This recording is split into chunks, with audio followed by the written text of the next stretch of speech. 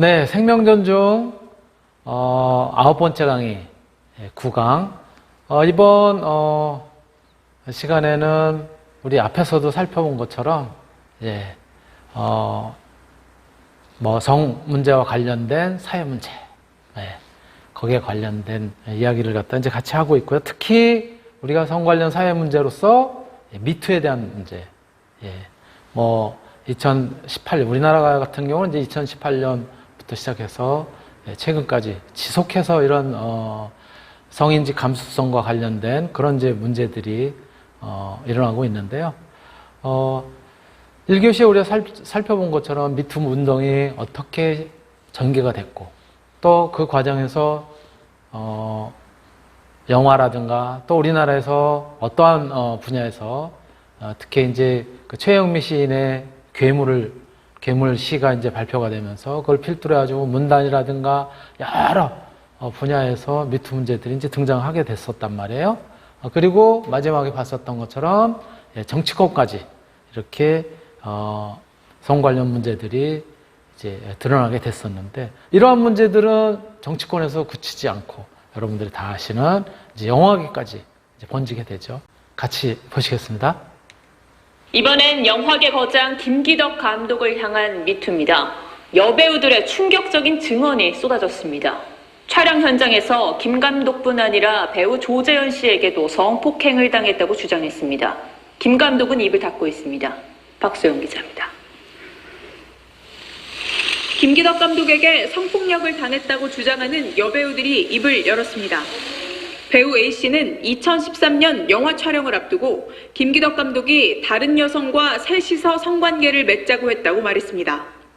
A씨는 도망치듯 빠져나왔지만 김 감독이 나를 못 믿는 배우와 일할 수 없다며 해고 통보를 했다고 주장했습니다.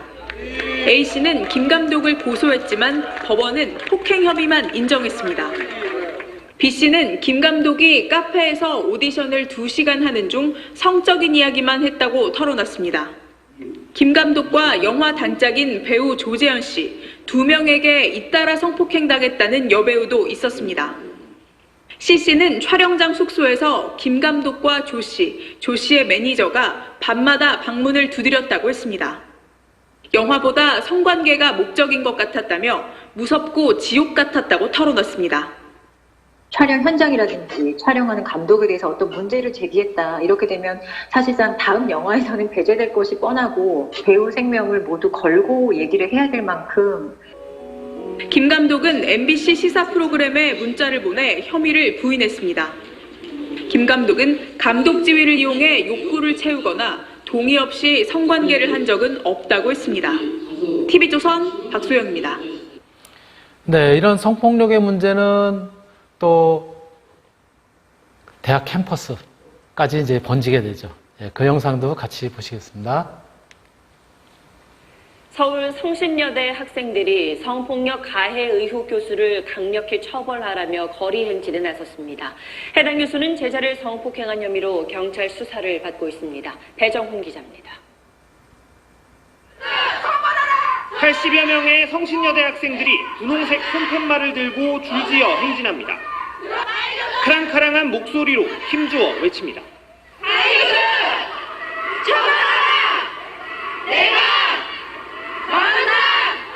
학교 정문을 나선 학생들은 500m 떨어진 성북경찰서까지 행진을 벌였습니다.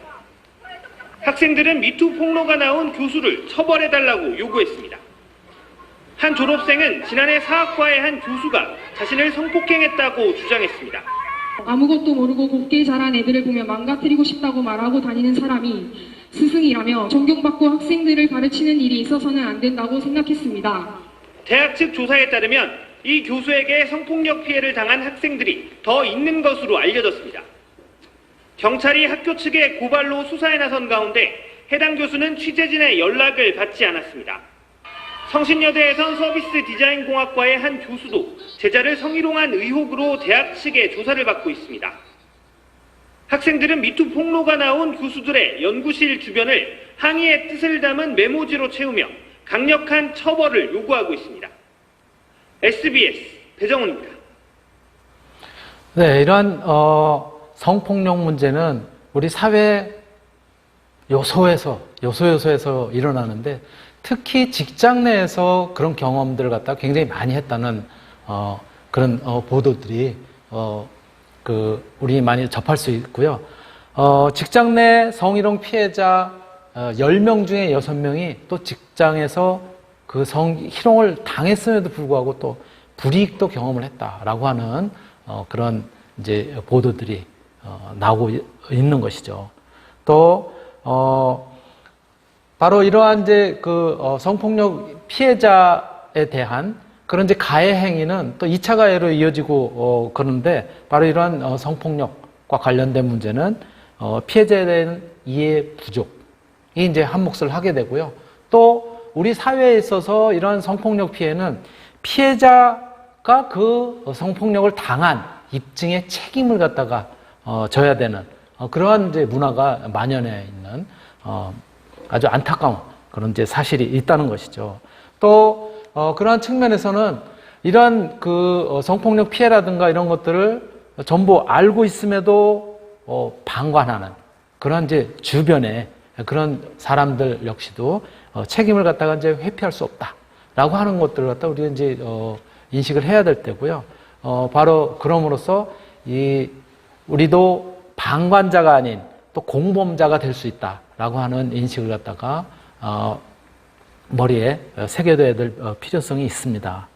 자, 그렇다면은 우리가 이러한 성폭력 피해 문제는 우리 사회, 직장이라든가 또 우리가 앞에서 이제 봐왔었던 문단, 예술계 뭐 이런 데만 있었냐 하면은 그런 것이 아니라 최근에는 결국은 지자체 장에 의한 성폭력 피해 문제가 불거지게 됐죠. 그래서 부산시장을 했었던 오거돈 시장의 사회 문제, 또 성폭력 문제까지 드디어 등장을 하게 되는 것이죠. 영상 보시겠습니다. 4월 24일 아침 뉴스타임 첫 소식입니다.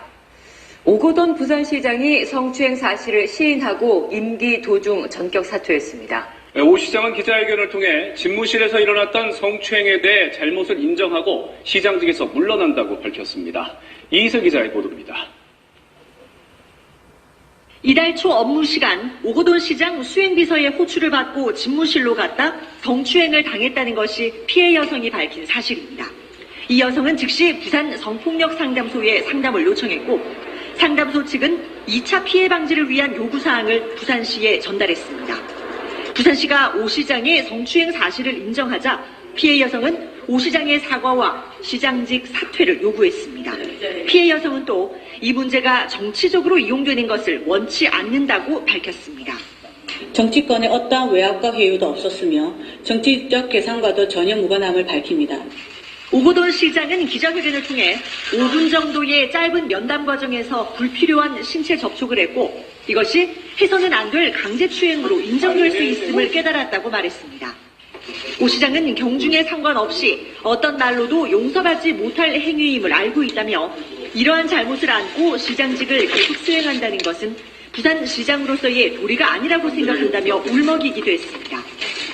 정상적인 시정 운영이 될 수 있도록 하기 위해서는 모든 허물을 제가 짊어지고 용서를 구하면서 나가고자 합니다.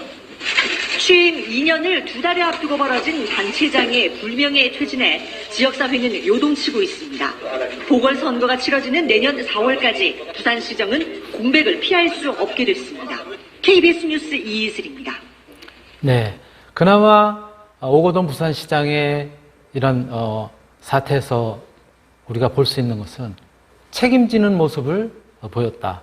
이런 모든 일에 대해서 책임을 지고 사퇴하는 그런 이제 모습을 보였다라고 하는 것들이 이제 미투 운동이 전개되는 과정에서 나타난 그런 이제 새로운 모습이었는데요. 또 한 가지 안타까운 거는 이러한 사태로 끝나는 것이 아니라 부산시장에 이어서 많은 그래도 공감대를 갖다 형성을 하고 또 이러한 이제 성폭력 문제에 있어서는 전향적인 그런 노력을 했었던 박원순 서울시장의 문제까지 이게 이제 일어나게 되는 것이죠. 같이 또 보시겠습니다. 연결식이 끝난 뒤 박 시장을 성추행 혐의로 고소했던 전직 비서 측이 기자회견을 열었습니다. 4년여 동안 지속해서 성추행을 당했다면서 거대한 권력 앞에서 자신을 지키기 위해 법의 보호를 받고 싶었다고 말했습니다. 박희재 기자입니다.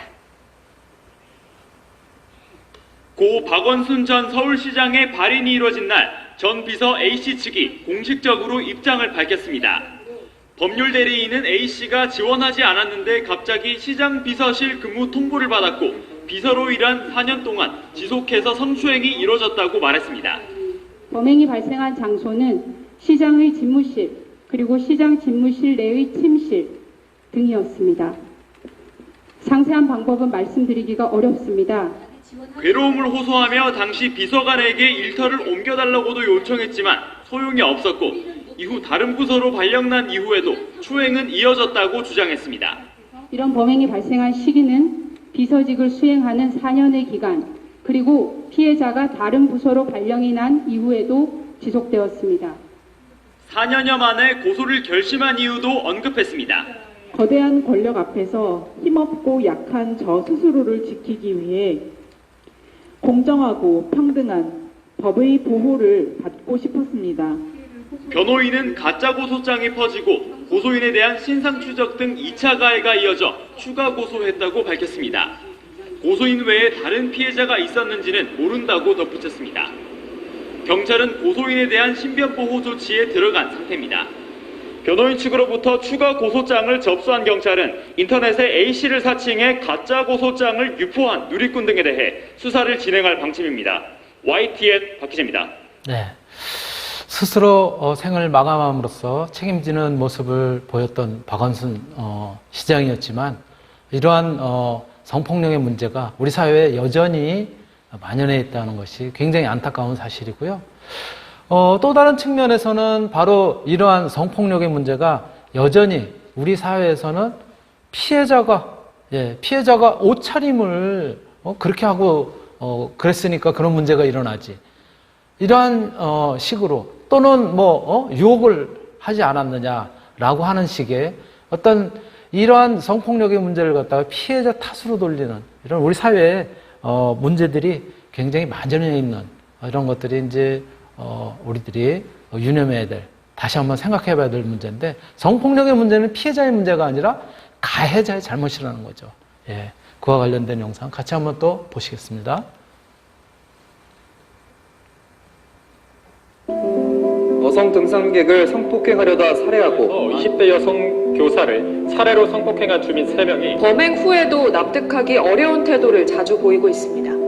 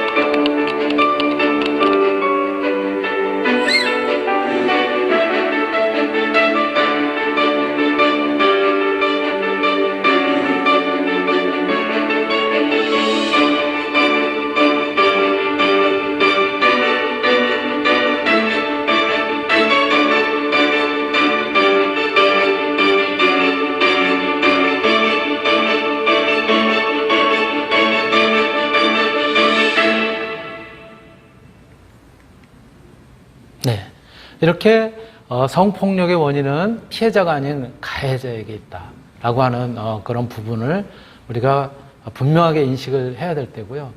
이러한 미투 운동으로 촉발이 된 여러 가지 사회적인 인식이 바뀌는 과정에서도 또 끊임없이 우리 또 체육계에서도 이런 성폭력의 문제가 만연해 있다는 그런 사실들이 또 매스컴을 통해 가지고 또 흘러나오고 우리들을 갖다 이제 안타깝게 하는 그런 일들이 있었죠.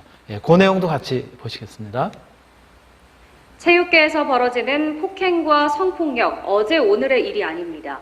고 최숙현 선수 사건 이전에 쇼트트랙 국가대표 심석희 선수가 코치의 폭행과 성폭력을 고발해 체육계의 부끄러운 민낯이 드러나기도 했는데요. 이를 계기로 제정된 운동선수 보호법이 곧 시행될 예정이지만 실효성이 있을지는 의문입니다. 신준명 기자입니다. 코치와 선배 선수들에게 19분가 폭행, 휴대전화 감시까지 받았던 고 최숙현 선수는 지난달 결국 극단적인 선택을 했습니다. 앞서 지난해 심석희 선수가 고등학교 때부터 조재범 전 코치에게 폭행과 성폭행을 당했다고 고소하면서 체육계의 악행이 수면 위로 드러나 큰 충격을 줬습니다. 이를 계기로 국회는 이른바 운동선수 보호법을 제정했습니다. 폭행이나 성폭력을 저지른 체육 지도자들에 대한 처벌을 강화하고 문체부 산하에 스포츠 윤리센터를 만들어 선수 인권을 보호하도록 하는 게 핵심입니다. 하지만 신고 접수와 조사만 명시됐을 뿐 피해자를 보호하는 구체적인 시행령이나 규칙은 없습니다. 실업팀 운동선수의 절반이 보복과 불이익이 두려워 신고조차 못하는 상황에서 적발 뒤 처벌 강화에 초점이 맞춰진 운동선수 보호법이 과연 실효성이 있겠느냐는 지적이 나오는 이유입니다. 초등학생 때 당했던 코치의 성폭행을 폭로해 스포츠계 미투 1호로 불리는 김은희 테니스 코치도 이 법만으론 고질적인 체육계의 적폐를 막을 수 없다고 말합니다.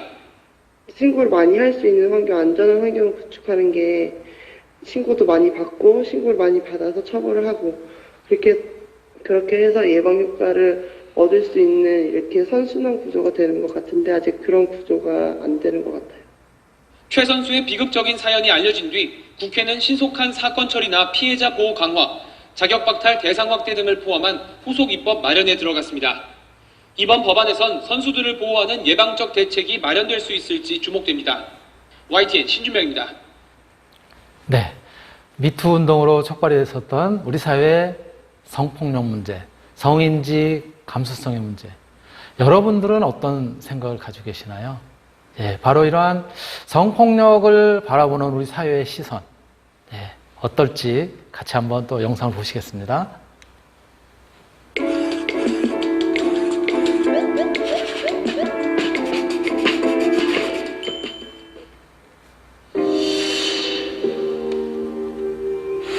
성폭력이 일어난 이후의 또 다른 문제점은 무엇일까요? 바로 피해자들이 수치심 때문에 피해 사실을 숨기려 한다는 것입니다.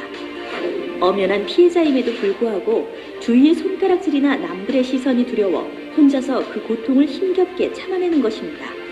하지만 이러한 행동은 자칫 정신적인 2차 피해로 이어져 피해자들에게 더 크나큰 고통을 갖게 할 수 있습니다.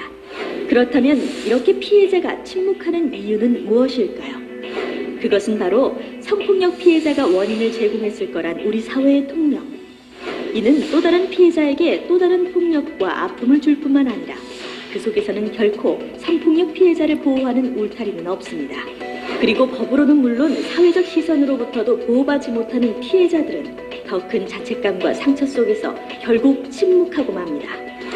그리고 피해자의 침묵은 성폭력 사건의 악순환을 불러일으킵니다. 피해자가 침묵하면 가해자를 처벌할 수 없고 가해자는 책임을 지지 않게 됩니다. 가해자는 힘이 있는 사람은 가해를 해도 되고 처벌도 받지 않는다고 생각을 하게 되며 폭력의 악순환이 계속 이어지는 것입니다. 타인의 성폭력 사건을 바라보는 당신의 자세는 어떤가요? 성폭력 피해자에게 원인을 묻는 우리의 시선은 우리가 직접적인 가해는 안 했어도 피해자에게 또 다른 고통을 안겨주는 일입니다. 이러한 사회 분위기는 가해자의 책임을 묻지 않아서 또 다른 가해가 더욱 쉽게 일어날 수 있게 됩니다. 우리 사회의 성폭력을 방지하는 것도 또는 가중시키는 것도 우리 모두가 책임져야 하는 부분입니다. 세상 사람 그 누구도 자신이 가해자나 피해자가 되길 원하지 않습니다. 상대적으로 선택하기 쉬운 방관자가 되죠. 눈 한 번 질끈 감으면 적어도 자신에겐 아무 일도 일어나지 않으니까. 그 수많은 방관자 중에 단 한 명만이라도 눈을 떠준다면 한 사람의 영혼이 완전히 파괴되는 일은 없을 겁니다. 피해자를 보호하고 지지하는 사회적 분위기가 형성될 때 더 이상 침묵하지 않고 스스로 목소리를 낼 수 있습니다. 성폭력을 예방하는 것은 우리가 가진 잘못된 인식을 버리는 것부터 시작해야 합니다.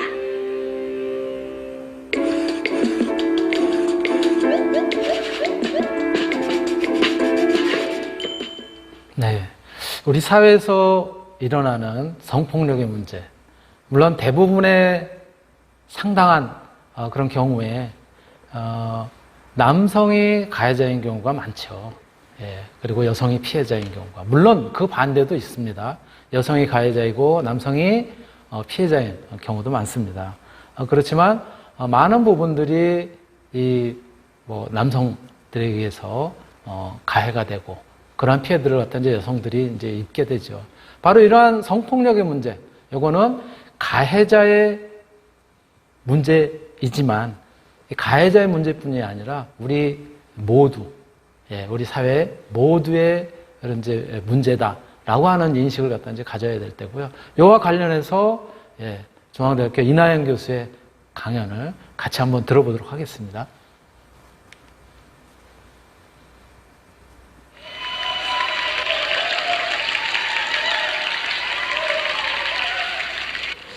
네, 제가 사실 지난 2달간 굉장히 많은 전화와 페북 메시지를 받고 있는데요. 주로 이제 피해자들 얘기입니다. 굉장히 많은 여성분들이 어린 시절에 학습지 선생님이 자기한테 했던 말, 행동, 이런 것들이 생각해보니까 성추행이었구나. 직장에 갈 때, 학교에 갈 때, 등하굣길에서, 버스에서, 지하철에서 수많은 사람들에게 성추행을 당했더라. 이런 얘기를 하고 계십니다. 왜 이렇게 많은 여성들이 지금 이렇게 나와서 이야기하고 혹은 또 사적으로도 자기 경험을 나누고 있을까요? 사실 저에게 기자들도 굉장히 많은 질문을 하는데요. 지금 한국의 이 미투 운동은 헐리우드가 아류가 아니냐? 왜 이렇게 많은 여자들이 왜 지금 나와가지고 난리를 치냐? 미투 운동을 통해서 모든 남성을 잠재적 가해자로 만들지 마라. 이런 얘기를 하세요. 사실 오늘은 미투 운동의 의미에 대해서 좀 우리가 얘기해 보려고 해요. 가장 최근에 있었던 이 미투와 관련된 사안들 혹시 기억하고 계세요? 네, 2016년 강남역 살인 사건을 기억하셔야 됩니다. 강남역의 한 빌딩에서 여성이 이제 화장실에 갔는데 무참히 살해당한 사건이 있었죠. 근데 이 사건이 굉장히 독특한 거는 이전까지 여성이 모르는 남성한테 살인의 피해를 당하면 묻지마 폭력이라고 했단 말이에요. 근데 그 다음날 어떻게 났습니까? SNS를 통해서 이것은 여성 혐오에 기반한 여성 살인이다. 그 강남역 10번 출구 국화권 한 송이 쪽지 한 장 들고 나와주세요. 이렇게 많은 여성들이 혹은 남성 시민들이 강남역 10번 출구에 나와서 쪽지를 붙입니다. 난 우연히 살아남았다. 미안하다. 내가 그때 죽을 수도 있었는데 네가 나 대신 죽었구나. 그렇지만 이제 더 이상 참지 않겠다. 이런 결심의 언어들을 붙입니다. 그리고 더 놀라운 것은 그 옆에서 성폭력 필리버스터를 하죠. 그때도 언론들이 굉장히 이상하게 생각했어요. 아니 이 여자는 성폭력 피해를 당하고 살인당한 게 아닌데 왜 성폭력 필리버스터 옆에서 일어나냐. 여성들은 알고 있었던 거죠. 일상 속에서 늘 느꼈던 불안과 공포. 밤늦게 집에 갈 때 누가 쫓아오지 않나 뒤를 한번 돌아보고 엘리베이터를 타면 중학생 남학생이 뛰어들어와도 뛰어나가야 될 것 같고 심지어는 막 열심히 누르잖아요. 버튼을.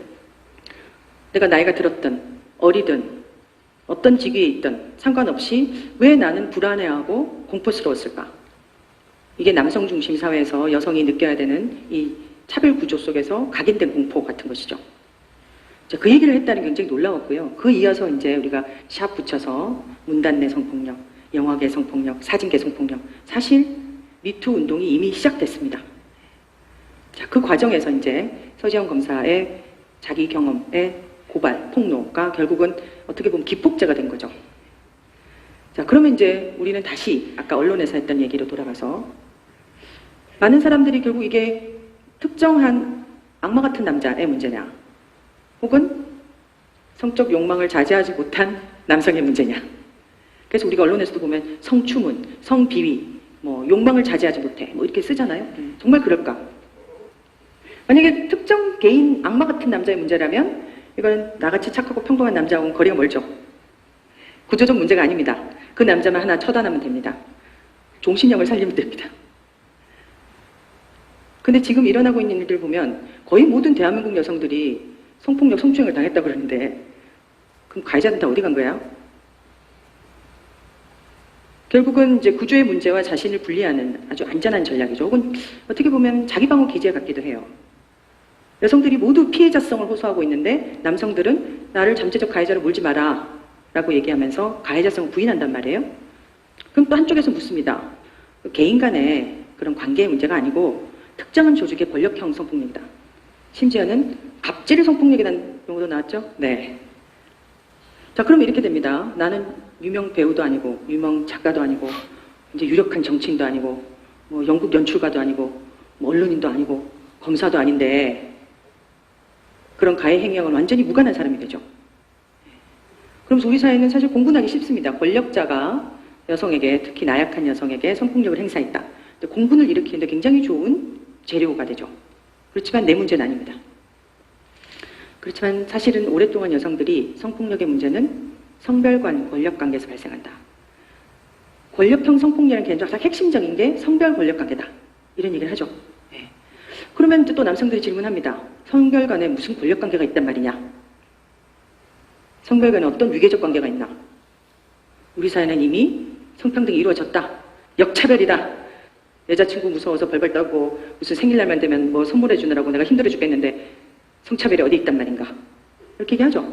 그럼 진짜로 그런지 한번 볼까요? 우리 사회가 어느 정도로 견고한 성차별적 구조 속에 있는지 좀 몇 개만 보도록 하겠습니다. 뭐 성별 임금격차는 잘 아시죠?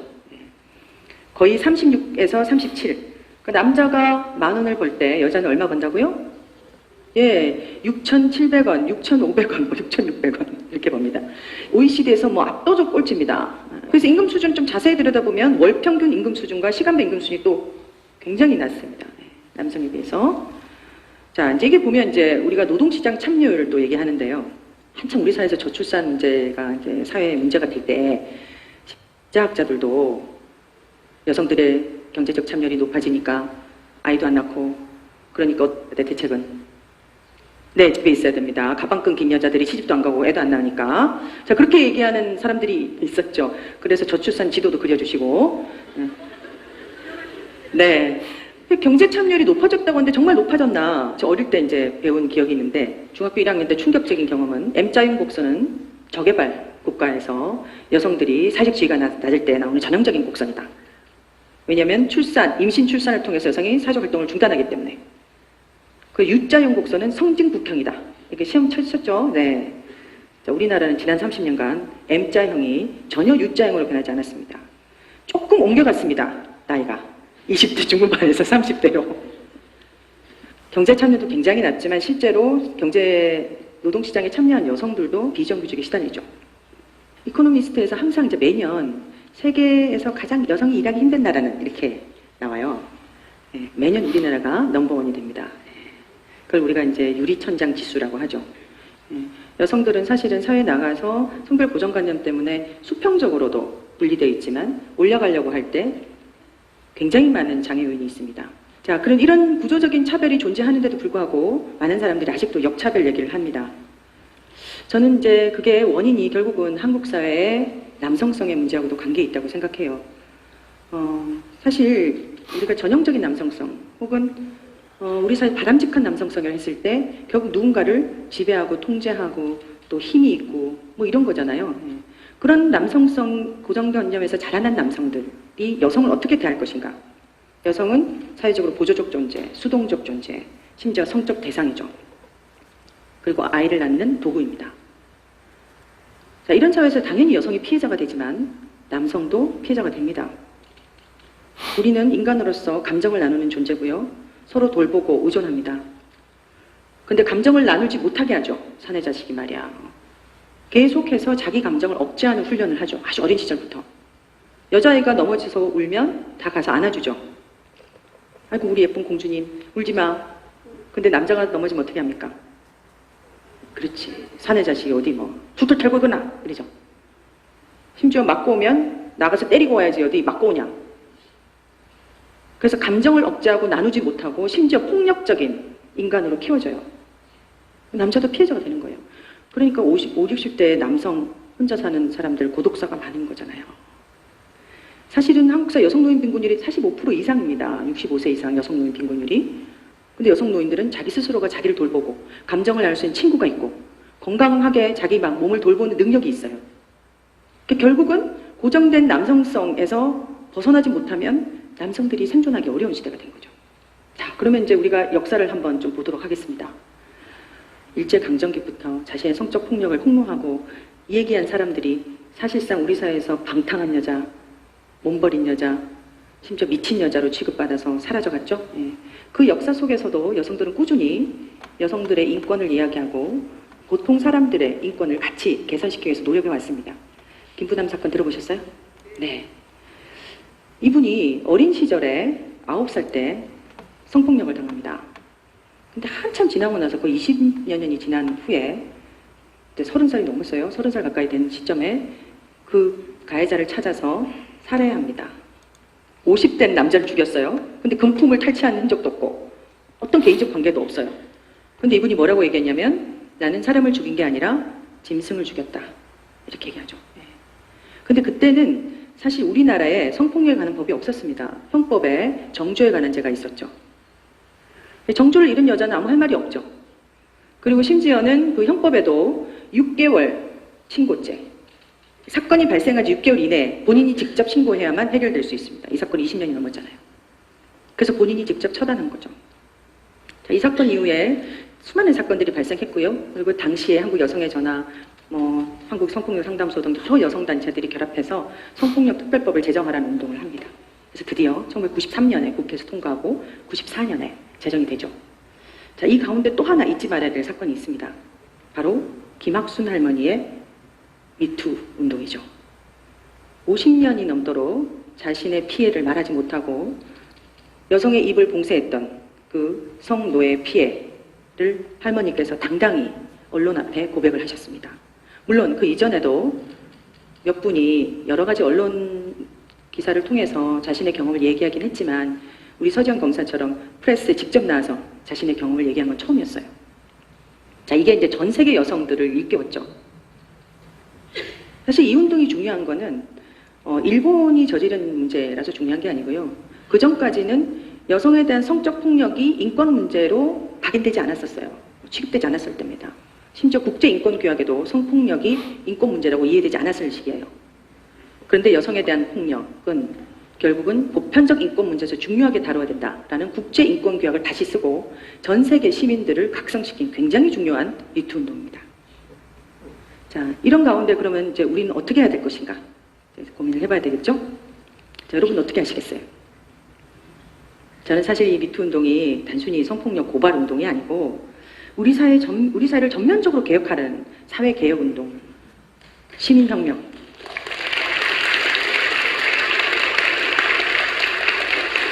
진정한 촛불 정신의 완성. 혹은 제2의 민주화 운동. 이렇게 얘기할 수 있을 것 같아요.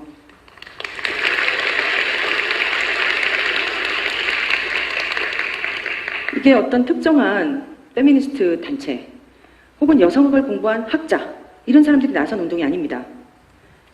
일상 속에서 자신의 경험을 돌아보고 심지어 무의식 속에 꾹꾹 눌렀던 이야기, 차마 부끄러워서 수치스러워서 뭔지 몰라서 말해도 소용이 없을 것 같아서 혹은 말했을 때 자기가 꽃뱀이 될 것 같아서 말하지 못했던 수많은 경험들이 지금 여러분의 가슴 속에서부터 터져나오고 있는 겁니다. 그것은 그래서 특정 가해자 한두 명 처단하라는 아니죠. 그렇게 민주주의를 얘기하고 해방을 얘기하고 자유를 얘기하고 평등을 얘기하고 인권을 얘기하는데 왜 여성 인권을 얘기하면 갑자기 진영 논리를 얘기하는가? 그래서 다시 여성의 문제로 돌리는 펜스롤을 얘기하는가? 펜스롤은 사실 우리 사회에 오랫동안 있었죠. 아까 여성 경제 참여율 보셨잖아요. 그게 펜스롤 아닙니까? 남녀 7세 부동석 오랫동안 있었죠.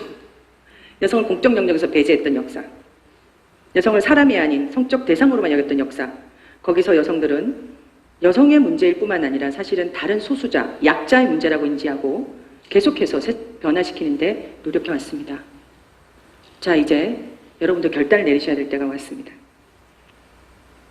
사회적 약자로서 여성이 자신의 권리를 얘기하고 인권을 얘기할 때 여성의 문제만 해결되는 것이 아니라 사실은 그 혜택은 다른 소수자 약자에게도 갑니다. 물론 남성들도 혜택을 봅니다. 자, 이제 남성들은 어떻게 해야 될 것인가? 예를 들어서 군대 문제가 굉장히 심각하죠. 그럼 이제 보통 우리가 성평등 얘기할 때 남성들이 여성도 군대 가라 이러죠. 자, 그럼 어떻게 해야 돼요? 여성도 군대 가라 할 게 아니라 보다 인권적인 군대 문화를 개선하기 위해서 투쟁해 주세요. 여러분이 여성과 사회적 약자와 손잡고 갈 때 우리 사회는 진정한 민주주의 인권 국가로 거듭날 것입니다. 비록 우리 세대에는 그 꿈을 못 이루더라 할지라도 우리 다음 세대 혹은 그 다음 세대는 조금 더 평등하고 정의로운 사회에서 살 수 있도록 그 꿈을 꾸면서 다 같이 손잡고 걸어갑시다. 감사합니다.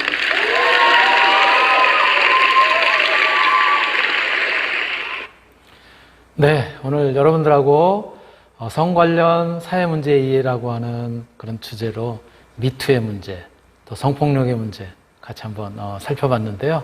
마지막으로 중앙대학교 이나영 교수의 성폭력은 우리 모두의 문제다. 우리 모두의 책임이다. 라고 하는 그런 강연을 같이 들었습니다. 제가 오늘 준비한 내용은 여기까지입니다. 네, 이상으로 강의 마치도록 하겠습니다.